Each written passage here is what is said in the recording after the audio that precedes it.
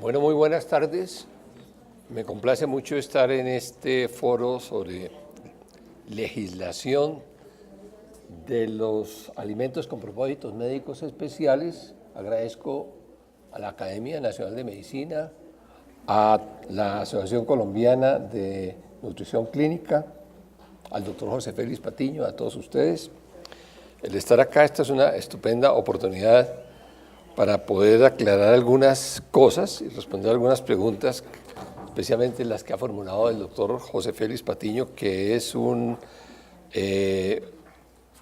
figura muy importante en la medicina colombiana y en este tema en particular. Desde hace 30 años él ha sido pionero. Yo vine más que todo a aprender y en verdad que he aprendido mucho esta tarde de todas las presentaciones, tanto nacionales como de los profesores invitados. Y el tema que se me ha dado a mí, sí, es el de gestión de riesgo nutricional en líneas generales.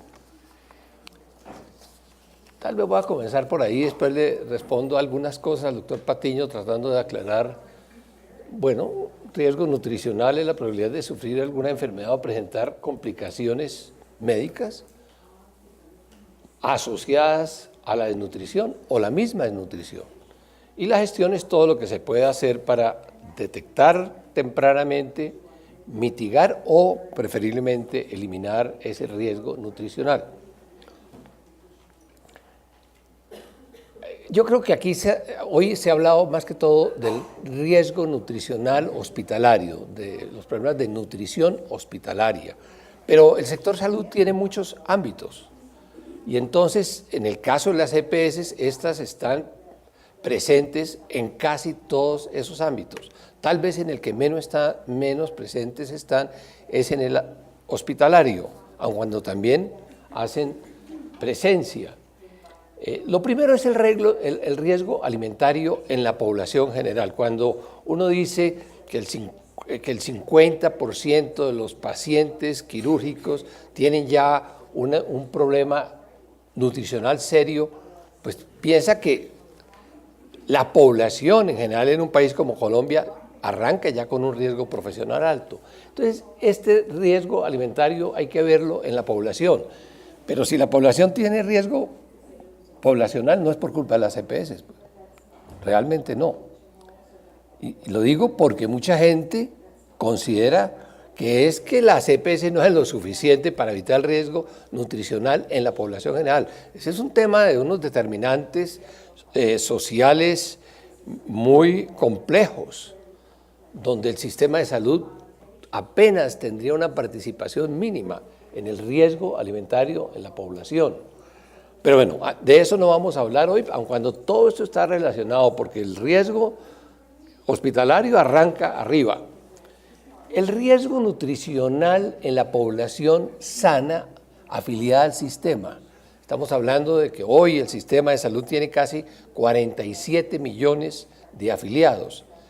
Esos afiliados tienen un riesgo nutricional. No todos son sanos.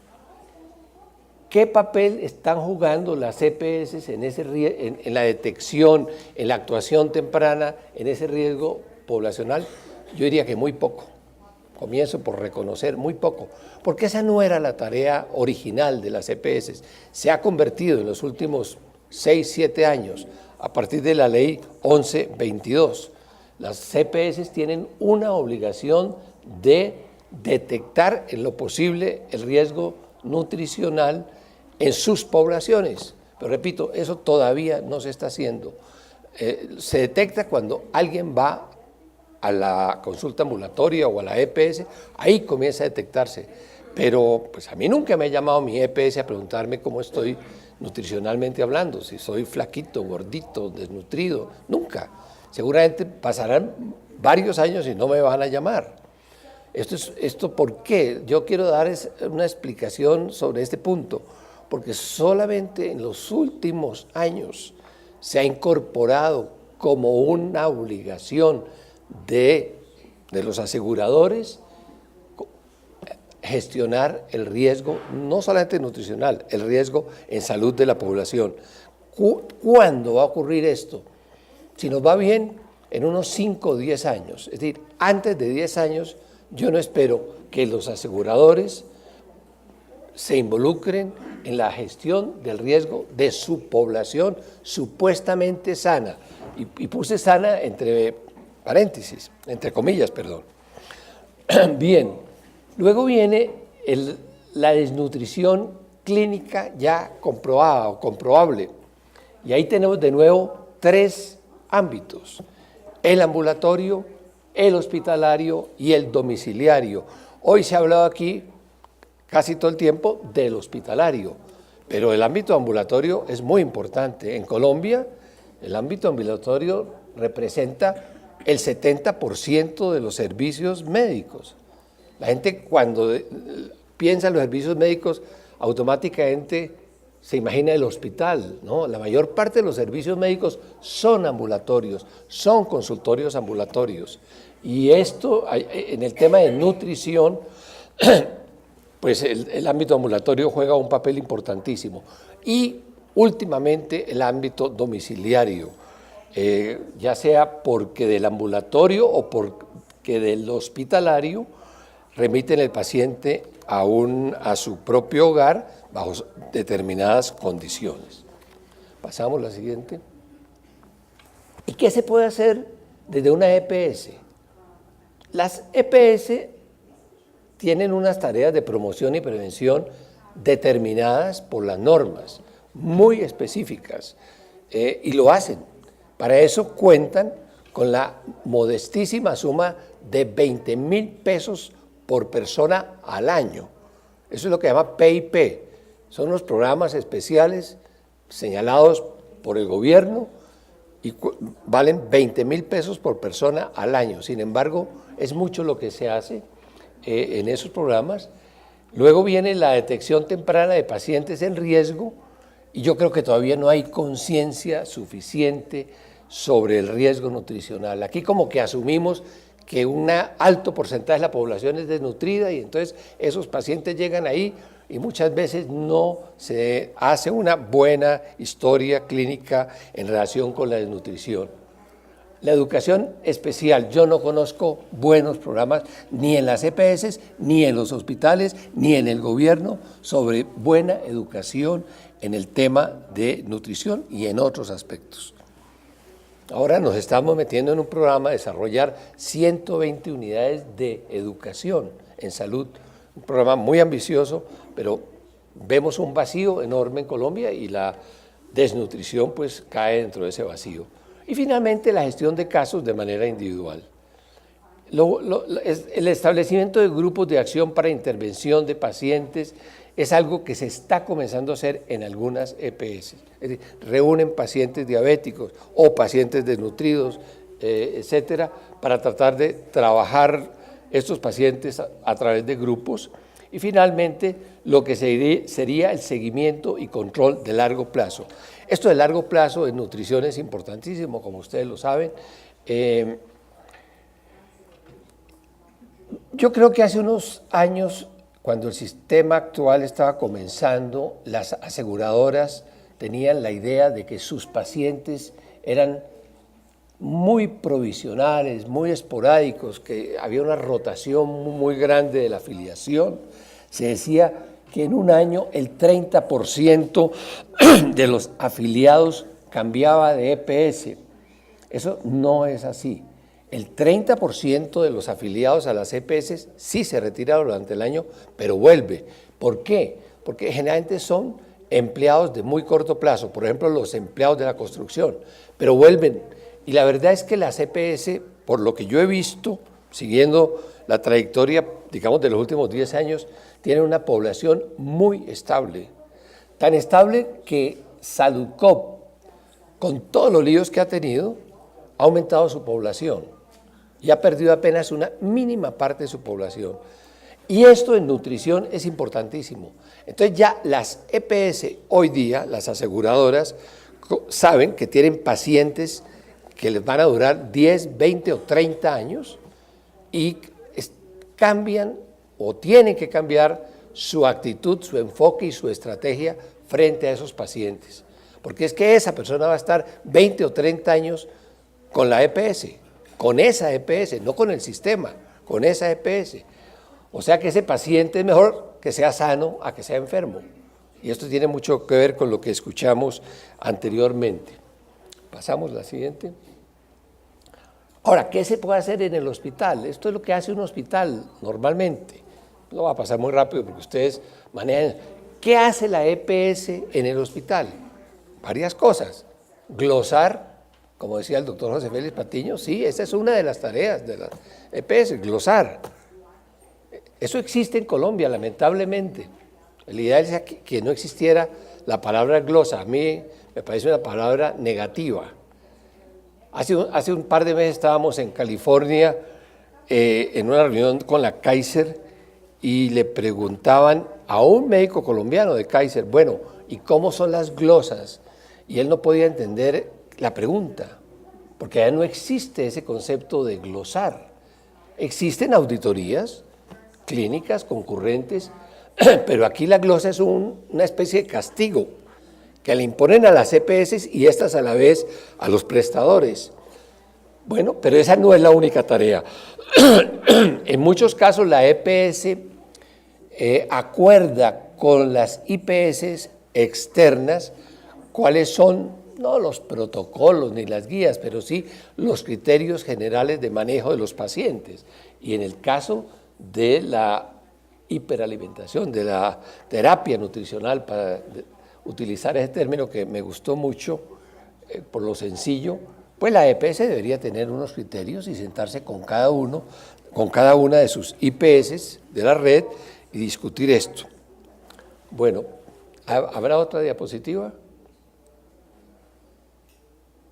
Bien, esto es bien interesante. Entremos en el tema del POS. Creo que ahora la representante del FOSIGA va a hablar un poco de eso. Mucha gente cree que el POS lo construyen las EPS, es decir, que se sientan en una oficina y dicen, el POS del 2014 será este. Eso no es cierto. En este momento ni siquiera son llamadas a consultarlos. Los últimos 2 años a las EPS no las han llamado a decirles cómo va a ser el POS, y a mí eso hasta me gusta, que no las llamen. Simplemente les comunican, este es el nuevo POS. Anteriormente sí las llamaban,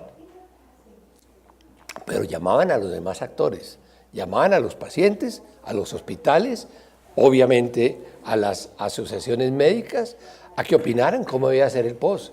No era la que las EPS decían, esto entra y esto no entra. Entonces, el tema del POS es importante que lo tengamos claro. El POS lo define el gobierno. El gobierno pone lo que considere debe colocarse en el POS. A través de una serie de consultas, como nos contaba la doctora, se va elaborando el POS. ¿Y cómo está el POS en materia de terapia nutricional? Puede que esté muy pobre, pero sobre todo es muy confuso por la terminología, que entre otras cosas yo veo que aquí no nos hemos puesto de acuerdo en la terminología, y todo eso llega al POS. En el último POS, artículo 57, dice sustancias y medicamentos para la nutrición. Bueno, por lo menos habla de medicamentos, o sea que estamos hablando de terapias. Las coberturas de sustancias nutricionales son las siguientes, 3. Menciona 3 concretamente. Eso es lo que está en el POS. Eso es lo que pueden dar las EPS. Las EPS no pueden dar lo que no está en el POS, excepto en las condiciones que mencionaré luego. Primero, aminoácidos esenciales con o sin electrolitos utilizados para alimentación enteral. ¿Pero cuáles? ¿Cuáles? Segundo, ¿todos o unos? ¿Todas las marcas comerciales o unas? Segundo, medicamentos descritos en el anexo 1. Ahí sí hay unos medicamentos. Ahora se los leo porque son 4. Que hacen parte integral de este acto administrativo, utilizados para los preparados de alimentación parenteral. Yo no sé si los preparados los artesanales o son los que preparan en las grandes compañías, no sé. Y C, la fórmula láctea está cubierta para las personas menores de 6 meses, hijos de mujeres con VHI positivo, según posología del médico tratante. Esos son los 3 elementos que están en el POS. Y luego, en el anexo, cita los medicamentos y habla de combinaciones micronutrientes inorgánicos esenciales, elementos traza, y micronutrientes orgánicos esenciales. Eso es todo lo que dice el POS. Entonces, se va creando la zona gris. Esa no la ha podido entender Colombia, que aquí hay una zona ambigua, que el POS no es blanco y negro, el POS es blanco, negro y gris. Y lo gris es cerca del 25 a 30% del POS. Y entonces cuando la EPS odiosa dice, esto no me parece que está en el POS, sino que es una zona ambigua o zona gris, y la gloso o se la niega al paciente, responde a que la norma le ha dicho, hágalo. Usted lo único que puede dar es lo que está en el POS. Porque si lo hace, está haciendo con que con los dineros de los socios de la EPS, los dueños, yo no creo. Entonces, ¿con qué dineros? Con los mismos dineros del POS. Porque la otra cosa es que la gente dice que paguen las EPS. Las EPS lo que hacen es administrar unos recursos para fiscales públicos. Cuando la EPS está pagando, no es del dinero de los socios, es del dinero de todos nosotros los que contribuimos o del dinero del Estado. Bien, ahí vamos entrando en temas. Es que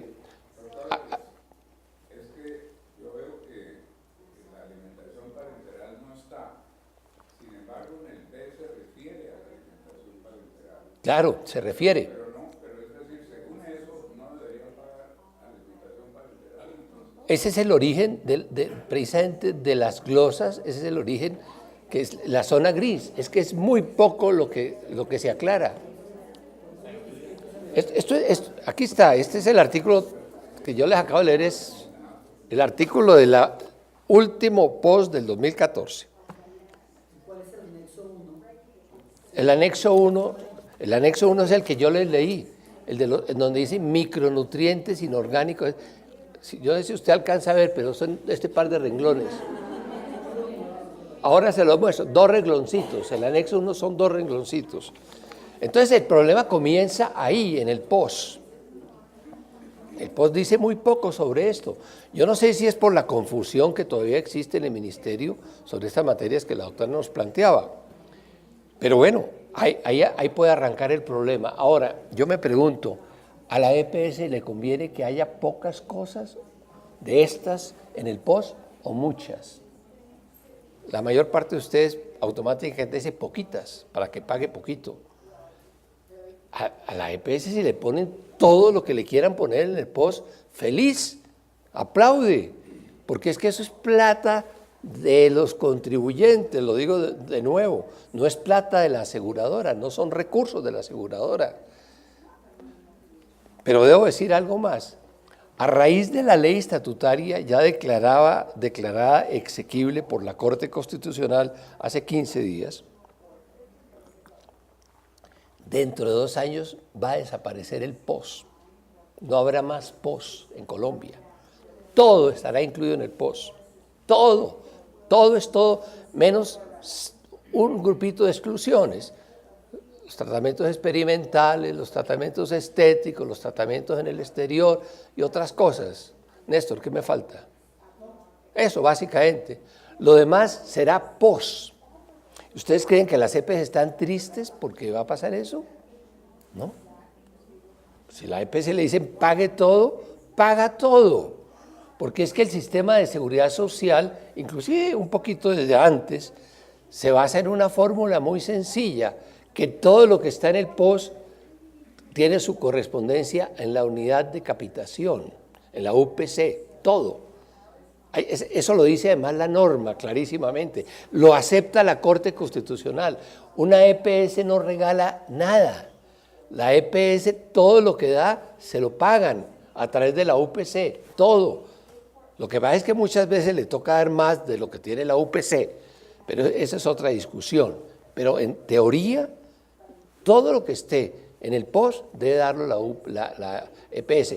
Entonces, qué rico para las EPS que estén contentas con ellas los pacientes, los médicos, los hospitales, todo el mundo, porque como todo está incluido en el POS, ya no va a haber más pelea, ya no va a existir más zona gris en el POS.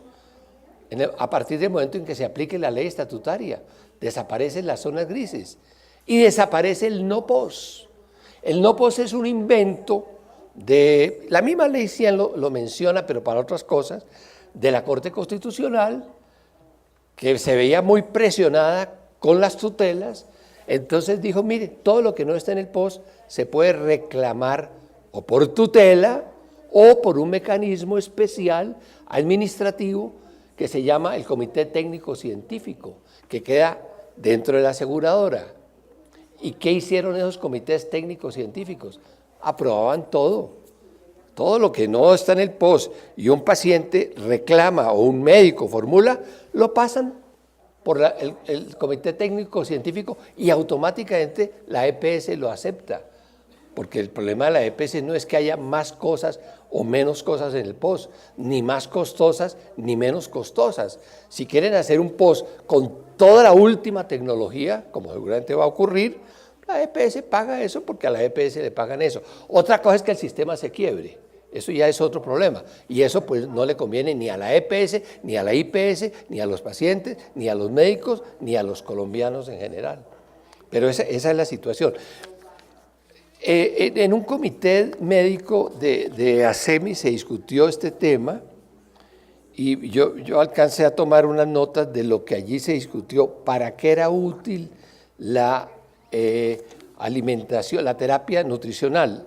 Mencionaban en ese comité, es buenísima porque funciona para pacientes con problemas de absorción a través del tracto digestivo, pacientes recibiendo quimioterapia, con pancreatitis, con pacientes con desnutrición severa, con enfermedades catabólicas, para cirugía mayor, para pacientes con estrés, eso lo vimos ahora, para pacientes con inflamación intestinal, para pacientes, etcétera, etcétera. Y las propias EPS mencionaban todas las ventajas de este tipo de terapia.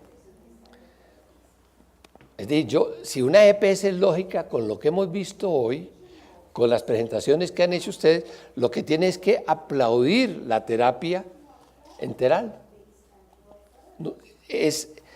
Está demostrado, y yo venía con ese pensamiento, de que esto es bueno para los pacientes, es bueno para el sistema y es bueno para las EPS, porque rebaja costos, 105% en Dinamarca y en otros países un poco más.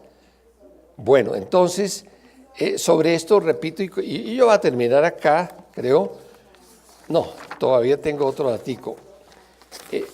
Hay mucha confusión en la opinión pública sobre cómo funciona el sistema de salud. Y por eso lo primero es las EPS. Cualquier cosa, siempre las EPS. Y eso es muy fácil, ahí se desmonta cualquiera. Es un chivo expiatorio facilito de matar. Bueno, quise indagar en ASEMI cuál era la utilización, la tasa de utilización de estas sustancias y medicamentos, porque yo considero que son medicamentos, terapia para la nutrición, y me encontré con una sorpresa que no sabemos cuánto es. Los datos que recoge ASEMI llegan a que el año pasado se gastaron 392 mil millones.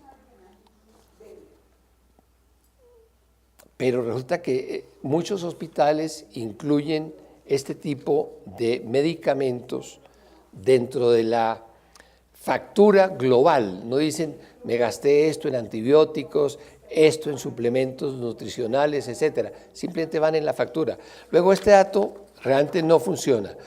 Lo que sí se sabe es que 5.000 personas aproximadamente recibieron hospitalariamente los medicamentos para nutrición, que el valor fue de 2.000, perdón, el valor, me equivoqué en el dato que les di anteriormente, el valor es de 2.000 millones de pesos. Eso no es nada.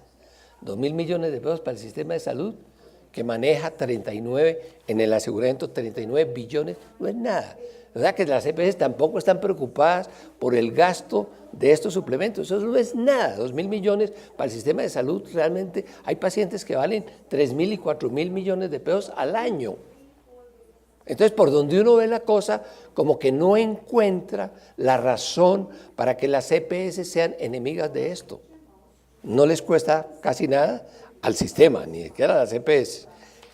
En fin, de todas maneras, a mí me ha parecido muy interesante esta reunión por lo que he aprendido, y mi conclusión es que la terapia nutricional es importante, que cuando José Félix Patiño hace 30 años comenzó a mover este tema, pues era un visionario. Cada vez es más importante, cada vez era más importante que la terapia nutricional en estos pacientes mejora la calidad de vida de ellos, mejora las condiciones y ahorra recursos para el sistema, que los costos hasta ahora no son muy altos, puede que algún día sean, desde luego, y que entonces no hay ninguna razón para que las aseguradoras estén en contra de esto. Más bien todo lo contrario, diría yo. Muchas gracias.